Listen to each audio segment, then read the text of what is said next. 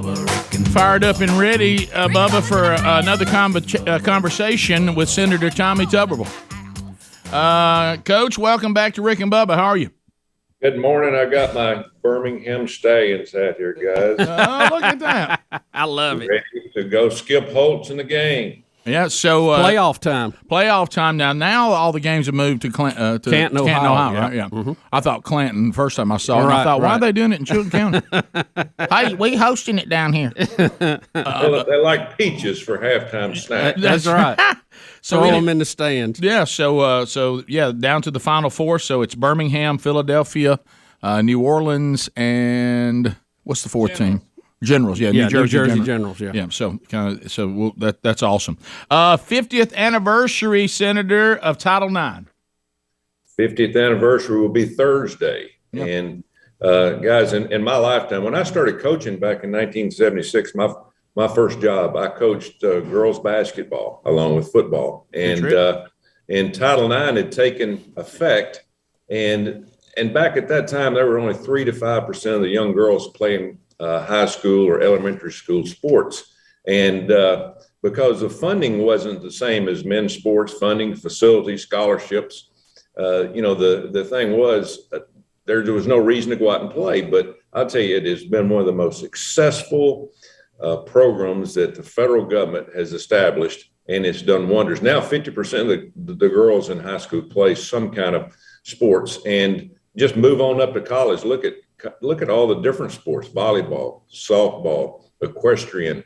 It's just amazing how it's grown. But as you would know, the Biden administration is attacking Title IX, and that's the reason I'm talking about this today. I'm on top of it this week, and of course they want to expand the definition of sex to include gender identity. And we've all kept up with this Leah Thomas, young man, or I guess young lady, that is now able to swim, or was able to swim in college athletics, and very easily won most of her or his sports competitions. And so I think in the next few weeks, Biden administration is going to do a huge disservice to Title IX by changing some of the rules, allowing a lot of different things to happen in women's sports. And what I ask is, where are all the women's clubs that were for Title IX back 50 years? Where are they now? Now they're against Title IX. Yeah, Senator, that's a question we've been asking too.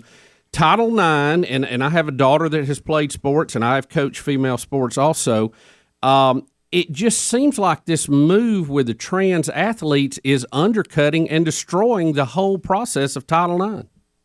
Well, if you're a coach and you're coaching these young girls, you're basically, there's no speech that you can give them, no motivation that you can give them to say, listen, you got a great chance to win, because you don't. It is an unfair advantage. It's not a level playing field. And it's just a shame that, we don't go by the rules. Of course, this administration, the woke far left, do not believe in any gender whatsoever. So they want these young boys that believe that they're girls to be able to dress in the same dressing rooms, use the same restrooms, and be able to compete against them. And it's totally immorally wrong. And this just goes to show, this is just one of the few things that this administration has done in the last year and a half to absolutely tear the fabric of our country apart and dissension. And I think they're going to pay the price for a lot of things. But when it comes to November, the Democrats that are running, every one of them believe this now. Now, they might not believe in it, but they're following the party line, and they need to be run out of office. It is absolutely a shame what they're doing to women's sports, women's athletics, and the possibility of these young girls having that same opportunity as boys have across the country. Senator, we were following the federation that runs swimming this week when they had their announcement that they're not going to let Leah Thomas compete in the Olympics. Anyone that has been through puberty and after that changed their sex would not be allowed to compete. Do you agree with that? No, I don't believe it should happen even beforehand at all. Yeah. But this is a start. Yeah. This is a start that, if you were biologically born a male, and if you didn't do something before age 12, then you're out. You can't compete against young girls or young women in sports. But it's a shame that we've gotten to this point, guys. It really is. It's devastating to the attitude, the mental attitude, the work ethic, the leadership possibilities of a lot of young women across the country, and it just takes something away from them. And again, this is the woke left crowd that believes that they know what's best for everybody. And I'll tell you, it is a cesspool up here. Just have to put up with this every day. Well, Senator, it almost looks like, and you touched on this, I told Bubba saw some of it too, ESPN running this huge special about the 50th anniversary, which is great. But why are they not standing up for the very women that they seem to be trying to elevate when it comes to sport? All this work that went into Title IX, all this trying to get women's athletics to give them equal opportunities, and it's like they can't decide. It looks like to me, if you have daughters and you have a wife or anybody competing in sports or coaching, it almost looks like the left is picking sides, and they're going to pick the LGBTQ, plus, which I guess that's where the trans comes in. They're picking that over the rights of women because it will be the end of sport. And like you said, I commend on the swimming deal, but the fact they're going to let any biological males still compete against biological females, and then you went further. I mean, you see what's going on with the brand Lifetime. I've got people that have memberships at Lifetime Fitness, and they're like, well, that we're being told now that the trans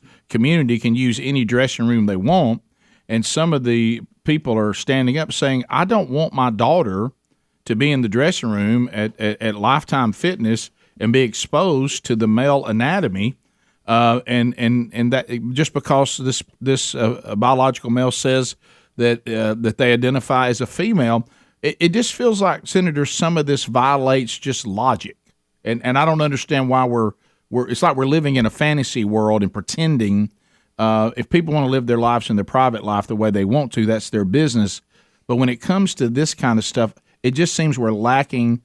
I mean, even Caitlyn Jenner says that biological males, cannot pretend to live their life as women when it comes to athletics and dressing rooms and things like that. Well, you're exactly right. And you brought up common sense. Well, that doesn't fit up here, Rick. I promise. Well, it just seems it seems so simple to say there's got to be some limits on this just so society can function properly.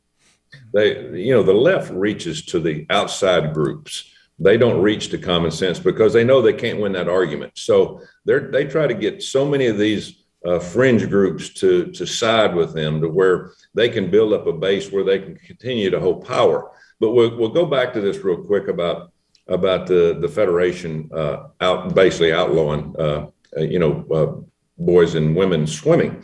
The group that's at fault here, other than the federal government, is the NCAA. The NCAA has no guts. A few months ago, they came out and addressed this situation and basically said to all the sports across the NCAA, you make your own decision.